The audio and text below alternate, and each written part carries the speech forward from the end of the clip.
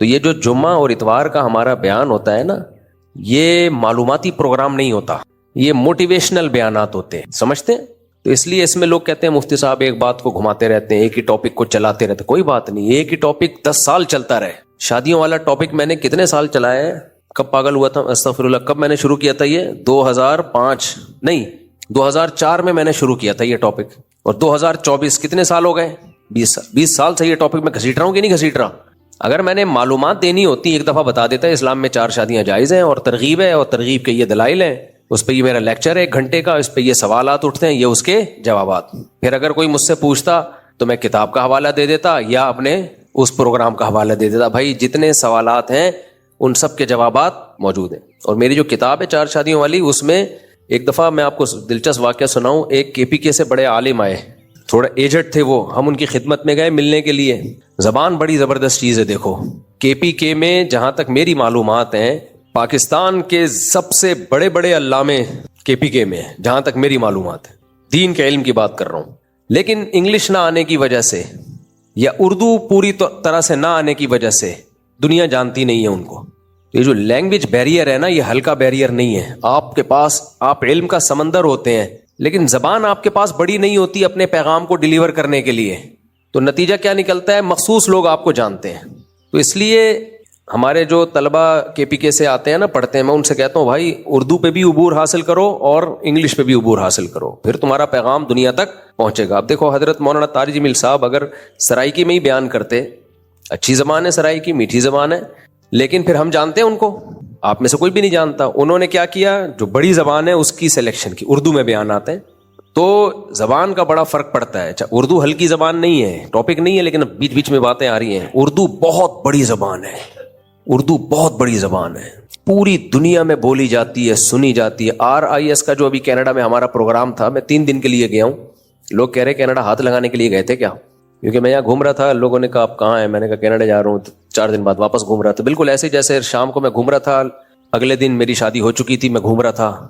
لوگوں نے کہا آپ کہاں گئے تھے، میں نے کہا پنڈی گیا تھا، کیا شادی کرنے، کل تو یہاں گھوم رہے تھے آپ، تو اتنی جلدی لوگوں کی تو کیسے ہوتی ہے پتہ ہے نا، آپ لڑکی والے آ رہے ہیں، لڑکے والے جا رہے ہیں، مٹھائیاں آ رہی ہیں، استخارے ہو رہے ہیں، 6 مہینے 10 مہینے سال منگنیاں فون پہ چپک جاتے ہیں ایلفی کے ساتھ، اس کے بعد جا کے 50% تو منگنیاں ٹوٹ جاتی ہیں، پھر جا کے ہماری ایسے ہوئی کہ ہم نے پروگرام بنایا، گئے لے کے آ گئے۔ اچھا خیر، تو ایسے ہی ہمارے سفر بھی ہو جاتے ہیں بعض دفعہ۔ تو RIS کا جو پروگرام ہوتا ہے، یہ کینیڈا میں بہت بڑا پروگرام ہوتا ہے، اس میں اردو انگلش میں بیانات ہوتے ہیں، اور اردو میں صرف میرا بیان ہوا تھا، تیسری زبان نہیں ہے وہاں۔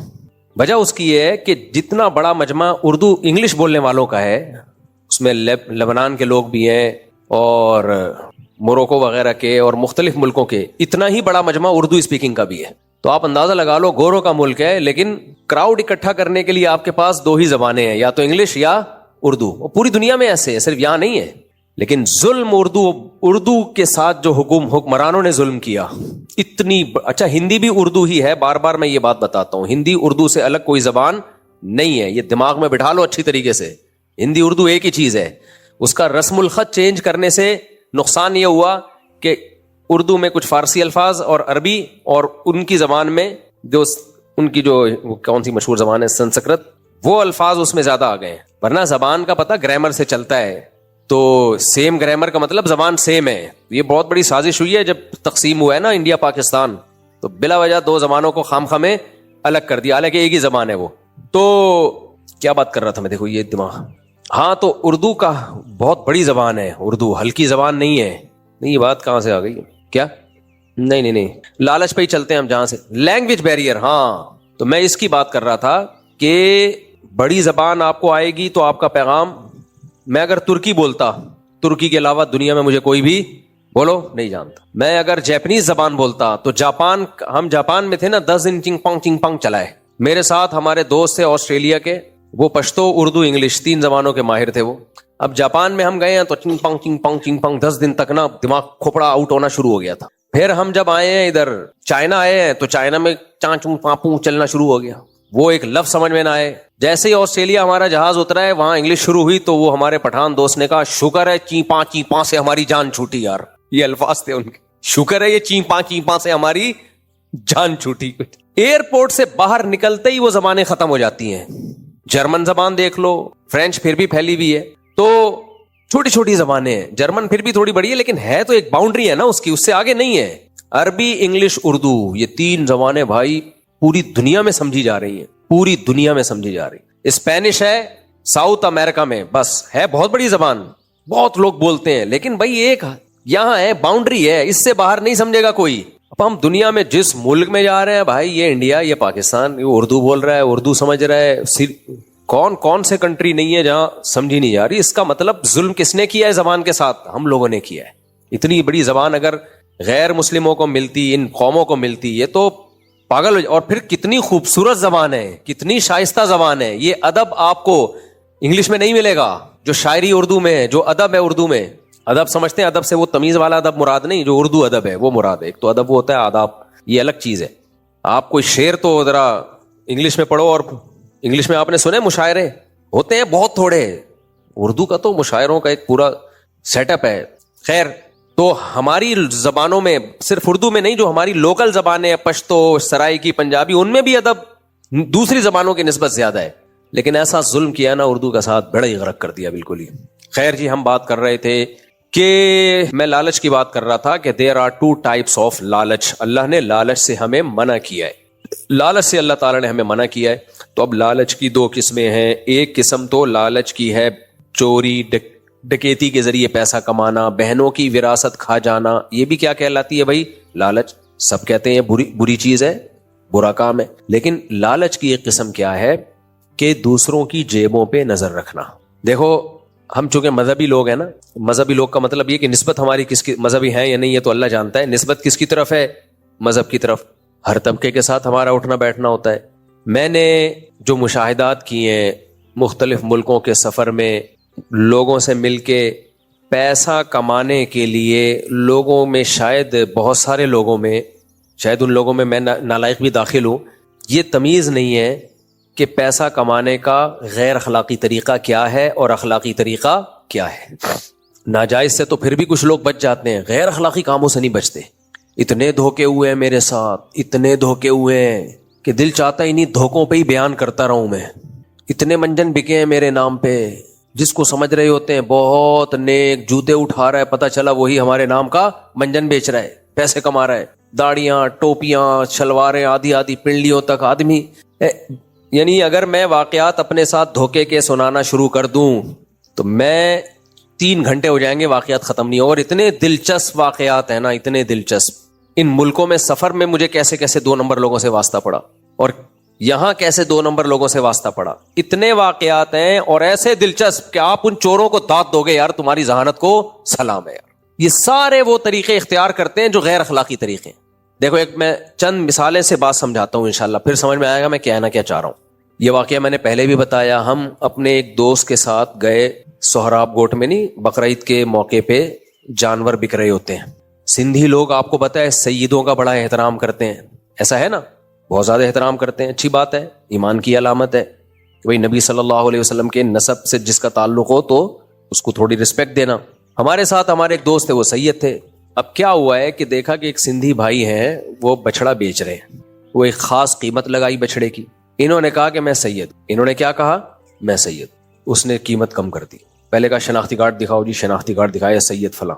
मैंने कहा, आपने बहुत गैर अखलाकी काम किया है, बिल्कुल मुनासिब नहीं है। नबी सल्लल्लाहु अलैहि वसल्लम के नसब को इस्तेमाल करना बछड़े की कीमत कम कराने के लिए, हराम नाजायज का तो कोई फतवा नहीं देगा, लेकिन हराम नाजायज से कम भी नहीं है। ये गैर अखलाकी हरकत है, ये लालच है। आप क्यों पैगंबर सल्लल्लाहु अलैहि वसल्लम की तरफ ऐसे मौके पे निस्बत को क्यों इस्तेमाल कर रहे हो? कोई आप पे जुल्म कर रहा हो, कोई मार पीट रहा हो, तो आप ये लफ्ज कह सकते हो, लेकिन ये मौका नहीं है। हमारे शेख हजरत मुफ्ती रशीद अहमद साहब रहमहुल्लाह ताला, उनकी पीआर भी थी, जाहिर है बड़े आलिम थे, और दारुल उलूम कुरंगी में कई साल सहीह बुखारी पढ़ाई। हजरत मुफ्ती मोहम्मद शफी साहब जो मुफ्ती आजम थे पाकिस्तान के, उनके, अच्छा, पाकिस्तान में जो सच्ची मुच्ची का मुफ्ती आजम होता है उसके नाम के साथ मुफ्ती आजम लगा हुआ नहीं होता, बाकी हर आदमी पत्थर उठाओ मुफ्ती आजम। हजरत मुफ्ती रफ़ी उस्मानी साहब जो हजरत मुफ्ती तकी उस्मानी साहब के बड़े भाई थे, वो तो सर्टिफाइड मुफ्ती आजम थे, गवर्नमेंट की तरफ से उनको बनाया गया था, और उनके इल्म की बेस पे वो इतने मुतवाज़े थे कि वो अक्सर मुफ्ती आजम उनके नाम के साथ लगा नहीं होता था। सऊदी अरब से कोई सफीर आए कि मैंने मुफ्ती आजम से मिलना है, वो नहीं मिले, बाकी सारे मिल लिए उनसे। सऊदी अरब से कोई सफीर आया था, कई साल पुरानी बात है, कि मुफ्ती आजम जो है ना पाकिस्तान के, उनसे मिलना है, वो तवाज़ो में नहीं मिले, बाकी सारे छोटे मोटे मुफ्तड़ियां छोटी छोटी जो है ना, सबके नाम के साथ मुफ्ती आजम लगा हुआ है, आता वाता उनको कुछ भी नहीं है, तो वो सब मिल लिए। तो और वो इतना बौखला गया कि ये कौन से वाले इसमें है भाई, सच्ची मुच्ची के, देवबंदियों का अलग, बरेलवियों के अलग, अहले हदीसों के अलग। जो सर्टिफाइड थे ज़ियाउल हक के दौर में, जिनको बनाया गया था, वो थे मुफ्ती रफ़ी उस्मानी साहब। तो खैर अल्लाह उनकी मग़फ़िरत फरमाए। तो जो सच्ची मुच्ची के होते हैं ना, वो ज्यादा शोबाजियां नहीं कर रहे होते, ज्यादा शोबाजियां वही करते हैं जो झूठी मूठी के होते हैं। देखो, जो हकीकत में खूबसूरत होता है उसको ब्यूटी पार्लर की जरूरत बोलो नहीं होती। ज्यादा डेंटिंग पेंटिंग की उन्हीं की होती है जो थोड़ा सा रिपेयरिंग का उनमें काम होता है। तो अब क्या था भाई, हमारे हजरत मुफ्ती रशीद अहमद साहब रहमहुल्लाह ताला की भी बड़ी पीआर थी। एक दिन क्या हुआ, हम मदरसे के तलबा कहीं गए दुकान से कुछ खरीदने, तो किसी तालिब इल्म ने कह दिया उस दुकान वाले को, वो दुकान वाला भी हजरत मुफ्ती रशीद अहमद साहब से बैत था, तो उसको कह दिया कि हम मुफ्ती रशीद अहमद साहब के शागिर्द हैं। तो एक दूसरे तालिब इल्म ने उनको डांटा कि यार अपने पीर और मुर्शिद का नाम ऐसी जगह यूज बोलो मत करो। किसी से बैत किया जाता है इस्लाह के लिए, चीजों की कीमतें कम कराने के लिए बैत नहीं किया जाता। अब देखो, गैरत ऐसी चीज है जो महसूस होती है। गैरत होगी ना तो ये चीजें समझ में आएंगी, गैरत नहीं होगी तो समझ में ही नहीं आएंगी। आप कहेंगे यार मुफ्ती साहब किस किस्म की बातें कर रहे हैं, अगर अपने पीर और मुर्शिद का नाम लेके चीज कम करा दी रिलेशन शो करके, तो क्या हो गया इसमें? गलत हो गया, ये गलत हो गया। मजहब कार्ड इस्तेमाल करना ये भी बहुत बड़ा मसला है। बाज लोग मजहब कार्ड इस्तेमाल करते हैं, उसकी भी आपको मिसाल दूं। हमारे एक दोस्त, अच्छा ये इतने पुराने वाकयात हैं, उसको पता नहीं चलेगा कि बात किसकी हो रही है, बात किसकी हो रही है। होटल पे गए, उनको कोई खाना वाना पसंद नहीं आया, तो होटल वाले ने थोड़ा सा, इन्होंने होटल वाले को डांट दिया। बदतमीजी की नहीं करनी चाहिए भैया, आपको खाना पसंद आ गया ठीक है, नहीं आया तो जरूरी थोड़ी होटल वाला सबको खुश रखे, वो आपको नहीं आया आइंदा नहीं खाओ यहां से। अब उसने, जब इन्होंने होटल वाले को सुनाना शुरू की, तो उसने ये कह दिया कि यार आपकी दाढ़ी है और आप इस तरह मेरे साथ बात कर रहे हो। तो फौरन इन्होंने कहा दाढ़ी पे क्यों आए हो? समझ में आ रही है बात? दाढ़ी का मजाक क्यों, दाढ़ी पे क्यों आ गए? भाई वो दाढ़ी पे, दाढ़ी का मजाक उड़ाना या दाढ़ी की तौहीन मकसद नहीं है। आपको वास्ता देना है कि आप माशाल्लाह एक मुतशर्रे आदमी हो, तो आपको थोड़ा अखलाक से बात करनी चाहिए। लेकिन दाढ़ी पे क्यों आ गए, दाढ़ी पे क्यों आ गए? अब ये मजहब का गलत इस्तेमाल हो रहा है कि नहीं हो रहा? ये बहुत बड़े मसले हैं आजकल, बेमौका मजहब का इस्तेमाल। अब तो यानी मेरे तजर्बे इतने हो गए हैं ना, इतने तजर्बे हो गए हैं, जो ज्यादा नेकी की बातें कर रहा हो, बहुत से अच्छे भी होते हैं, मुझे डर लगने लगता है, मुझे डर लगने लगता है कि ये मंजन का सेटअप तो नहीं है। मंजन समझते हो? मंजन बहुत जबरदस्त चीज है। दुनिया में सबसे बेहतरीन कारोबार जो इस वक्त चल रहा है वो है मंजन का कारोबार। तो मंजन बेच, हाँ, यहाँ एक कुरान पढ़ता रहता था, मोबाइल लेके भाग गया बहुत सारे लोगों के। सूफी सा था, टोपी पहन के, बड़ा मुतशर्रे, मार्केट से शॉर्ट। ये मजहब कार्ड कैसे इस्तेमाल होता है और भी तरीका, और भी सुनिए आप इसमें। बाज़ दफा क्या होता है, आपने किसी मौलाना साहब को देखा कि मामलात में ठीक नहीं चल रहे, वो ये सब मुशाहिदात पर मबनी वाकयात बता रहा हूं मैं, किताबों में पढ़े नहीं है, जो अपनी आंखों से देखे हैं। और एक दो होते ना तो मैं बयान नहीं करता, बहुत ज्यादा हो रहे हैं इसलिए बयान करना पड़ रहा है। एक दो चीजों को थोड़ी हाईलाइट किया जाता है। जब सोसाइटी में कोई बुराई ज्यादा फैल जाती है तो फिर इंसान उस पर आवाज उठाता है। मौलाना साहब को देखा, बहुत सारे मौलाना को, सारे नहीं ऐसे होते लेकिन ऐसे भी होते हैं बहुत से। आप मौलाना साहब को बता दो भाई आप माली मामलात में क्लियर नहीं हो, जरा हिसाब किताब रखा करो मस्जिद के मामलात का, तो वो फौरन मैं मौलाना है। भाई आलिम से ऐसे बात की जाती है, मौलाना से ऐसे बात की जाती है। तुम कौन होते हो हिसाब पूछने वाले? भाई हम इसलिए होते हैं कि हम कमेटी में माली मामलात के लिए अकाउंटेंट इसको बनाया गया है, ये अकाउंटेंट है तो आप इसको हिसाब दें। तुम कौन होते हो हिसाब? मैं आलिम हूं, मैं बुजुर्ग हूं। अब ये मदहब का इस्तेमाल गलत, ये भी लालच है। ये क्या है? इसका मतलब उस मौलाना में क्या है? लालच है। भाई मामलात 2 और 2 4 की तरह होंगे, आपसे भी पूछा जाएगा, दूसरों से भी पूछा जाएगा। आपको गुस्सा किस बात पे आ रहा है? आपसे अगर पूछा जा रहा है कि उस दिन जो इतने पैसे आए थे रसीद कहां गई, उसकी रसीद क्यों नहीं बनी, तो गुस्सा आना इसकी अलामत है आप 2 नंबर हो। समझ रहे हो कि नहीं समझ रहे? गुस्सा आना किसकी अलामत है? एक मौलाना साहब थे, पता नहीं ये मौलाना होते भी हैं कि नहीं होते। बाज आपको ये भी नहीं आजकल पता चलता ये मौलाना है, मुफ्ती है नहीं। हर पागल से पागल के नाम के साथ मौलाना मुफ्ती लगा हुआ है। जो ओरिजिनल मौलाना होते हैं वो इस तरह नहीं होते। लेकिन पता क्या चलता है, वही भी थे, मौलाना लगा हुआ था नाम के साथ, दाढ़ी और नूर ऐसा चेहरे पे, आप बोलो पता नहीं यार कौन सी क्रीम लगाई है इसने या क्या है। तो माम उसके बंदे के पास पैसे पे पैसा आया जा रहा है और पता नहीं बदगुमानियां लोगों को फैल रही हैं कि यार क्या कर रहा है तू। किसी ने पूछ लिया तो फौरन धमकियां, मैं ये कर दूंगा, मैं टांगे तोड़वा दूंगा, मैं ये। तुम कौन होते हैं पूछने वाले? تو یہ بھی لالچ ہے بھائی, لالچ. اس کا مطلب آپ غلط طریقے سے پیسہ کما رہے ہو. آپ فیئر رہو بھائی, معاملات میں صاف ستھرے رہو. تو 2 اور 2 4 کی طرح انسان کو صاف ستھرا ہونا چاہیے. کوئی بھی کسی پہ کسی بھی وقت انگلی اٹھا سکتا ہے. ہاں یہ نہیں ہے کہ چلتا پھرتا کوئی بھی تفتیش کرنا شروع کر دے. جو تفتیش کے اہل ہیں, دیکھو خفیہ ایجنسی کے لوگ آتے ہیں, کارڈ دکھاتے ہیں کہ ہم انٹیلیجنس کے لوگ ہیں, آپ سے ہم نے یہ معلومات لینی ہے تو آپ کو دینا پڑے گا, دینی پڑیں گی. وہاں تو سب دیتے ہی ہیں. کوئی بھی چلتا پھرتا آدمی آ کے پوچھ رہا ہے کہ کتنی شادیاں ہو چکی ہیں, کتنے بچے ہوں, وہ بھائی تو کون ہے میرے سے پوچھنے والا. لیکن جو اہل ہے معاملات کے, مسجد کمیٹی کو یہ حق حاصل ہے نا. کمیٹی بنی کس بات کے لیے؟ اکثر مسجدوں میں کمیٹی کا کوئی کردار نہیں ہے. کو پوچھ کے تو دکھا دے مولانا صاحب سے کہ کوئی مالی معاملات میں سوال پوچھ کے دکھا دے. یہ پوچھ لے کہ آپ نمازیں پڑھا نہیں رہے, تنخواہ پوری کیوں لے رہے ہیں, یہ پوچھ کے تو دکھا دے. ایسا لگے گا جیسے کرنٹ لگ گیا ہے, ایک دم غصے ہو جائیں گے وہ. ہر آدمی توے پہ بیٹھا ہوا ہے, کوئلے پہ بیٹھا ہوا ہے. توے پہ بیٹھا ہوا سمجھتے ہو؟ کسی سے کچھ پوچھ کے دیکھ لو بھائی. آپ کا فرض بنتا ہے آپ اتنی لچک پیدا کرو کہ لوگ آپ سے ڈرے نہیں. کوئی پوچھنا چاہے تو آپ سے پوچھ سکے. وہ لالچ کے اور طریقے بتاتا ہوں جو مشہور لوگوں کے ساتھ ہوتے ہیں. تو بہت ماشاءاللہ اللہ نے, جب ہم امریکہ کینیڈا گئے نا تو الحمدللہ وہاں بہت ماشاءاللہ دھندے ایسے دیکھے ہیں. بہت سے اچھے لوگ بھی ہیں لیکن ایسے خاندانی دھندے ہو رہے ہیں نا. یہ جو 2-4 سفر ہو چکے ہیں میرے, 2 امریکہ کے 2 کینیڈا کے, ایسے ایسے چونے ہیں, ایسے ایسے چونے ہیں. میں کیا بتاؤں, میں واقعات بتاؤں گا آپ کو. جب تک میں پورے واقعات نہیں بتاؤں گا آپ کو سمجھ میں آئے گا نہیں. اور میں نے واقعات بتایا تو وہ بولیں گے مفتی صاحب نے ہمیں ہینگر پہ لٹکا دیا. بالکل مفتی صاحب نے تو ساری دنیا کے سامنے ہمارے کپڑے اتار دیے. اس لیے میں نہیں بتا رہا واقعات. لیکن ہوتا کیسے معاملہ, پہلی بات میرا اعلان سن لو یار. یہ کلپ نکالنا, یہ یہاں سے جو میں بات شروع کر رہا ہوں. دیکھو میرے جتنے بیرون ملک سفر ہوتے ہیں یہ فری پھوکٹ کے ہوتے ہیں. اس میں میرا کوئی معاوضہ نہیں ہوتا. بار ایک چیز اناؤنس کی ہے, اس کے باوجود میرے نام پہ پیسے اکٹھے کیے جاتے ہیں. بیان میں جو لوگ آ رہے ہوتے ہیں پر ہیڈ $, لیے جاتے ہیں ان سے, اور کہا جاتا ہے ہمارے ایکسپینسز ہیں, مفتی صاحب کو ہم بلا رہے ہیں, مفتی صاحب کو ہم نے ہوٹل دینا ہے, مفتی صاحب کو ہم نے رکھنا ہے. بھائی میں نے ان سے کہا ہوا ہے آپ کی جیب میں روکھڑا ہے تو بلاؤ, نہیں تو منع کر دو, ہمیں ضرورت نہیں ہے آنے کی. اس میں ہمارا بھی کمیشن انہوں نے طے کیا ہوا ہوتا ہے, میرے سے نہیں کیا ہوا ہوتا, خود ہی. میں نہیں کہہ رہا وہ نہیں دیتے. بھائی کیوں لے رہے ہو آپ ان سے, کیوں لے رہے ہو؟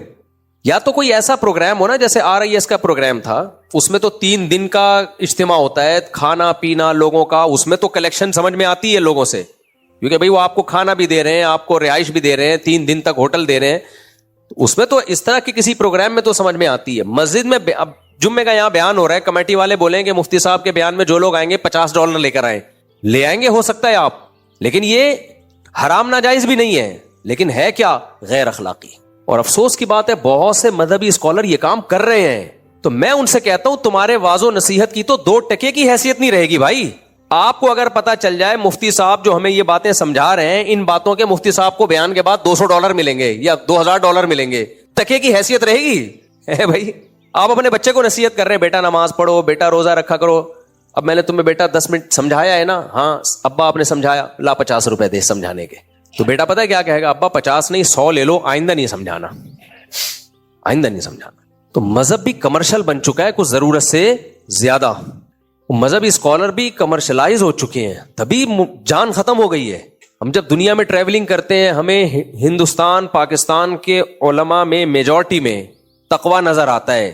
اس کی وجہ یہ ہے کہ انہوں نے اس کو کمانے کا ذریعہ نہیں بنایا.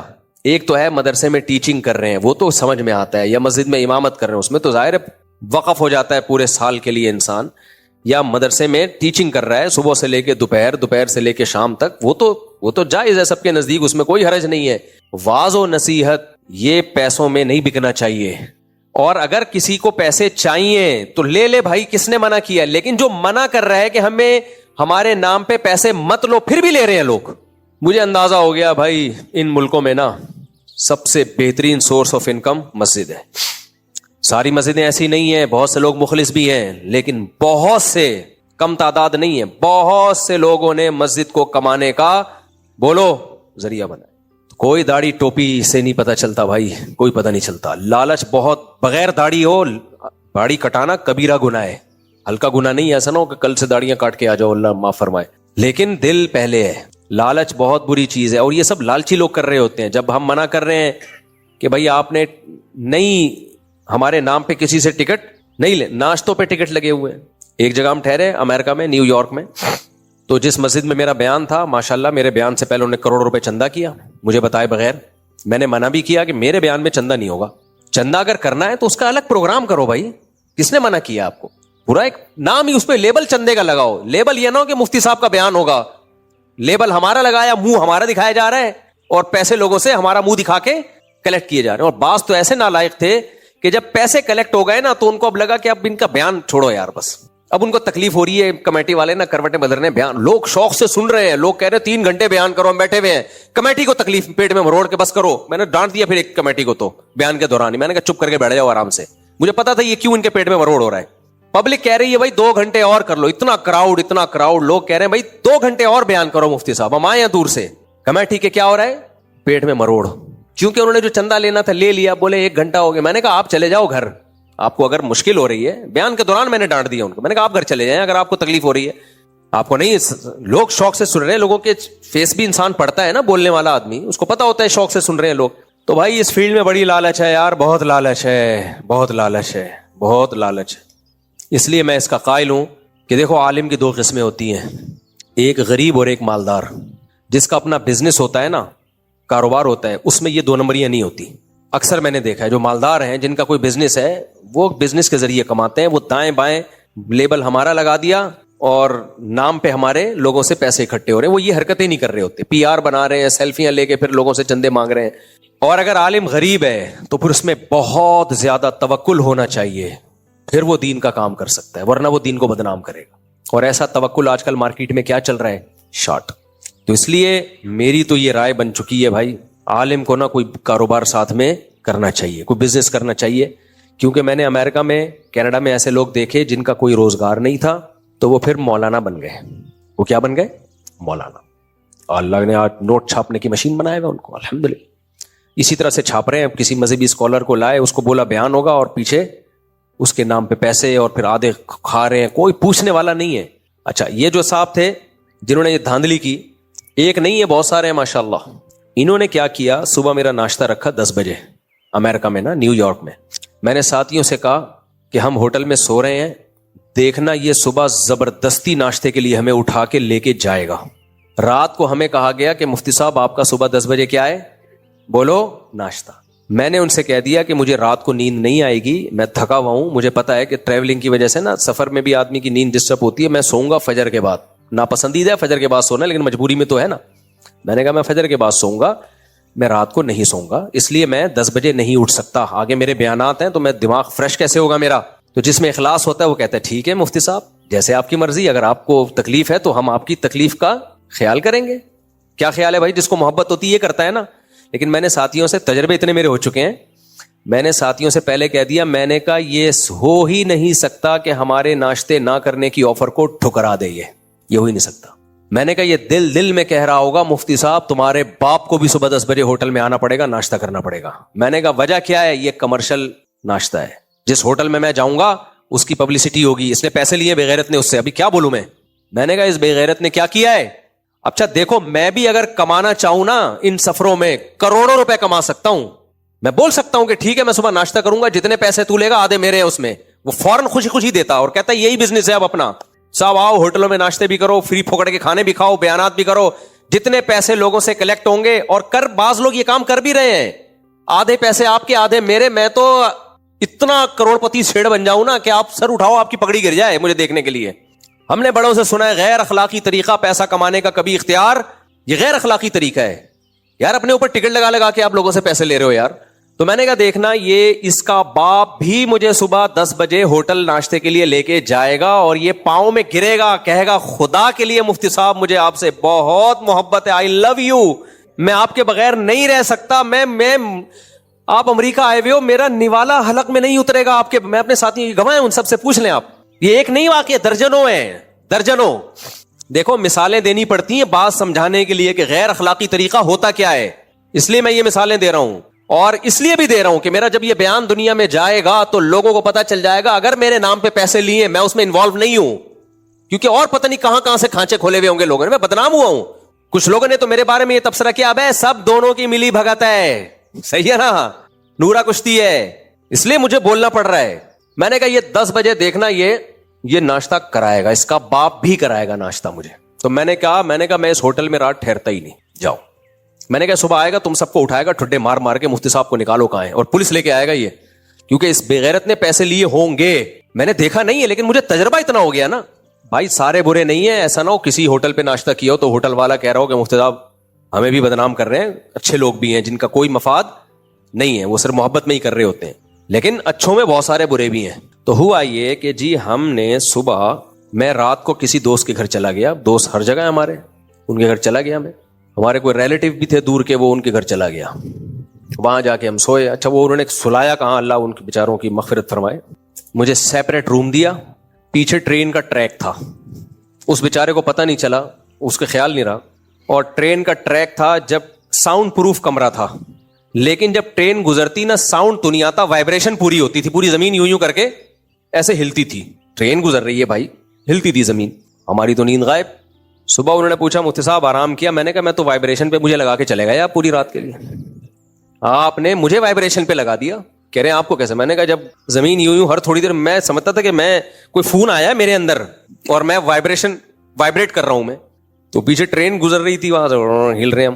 صبح ہمیں ناشتے میں 2 لاہوری مل گئے، وہ ان سے گپ شپ لگائی ہم نے، بڑا اچھا ٹائم گزرا پھر ہمارا ان کے ساتھ۔ فری اسٹائل میں جب آدمی ملتا ہے نا تو پھر ٹائم اچھا گزرتا ہے۔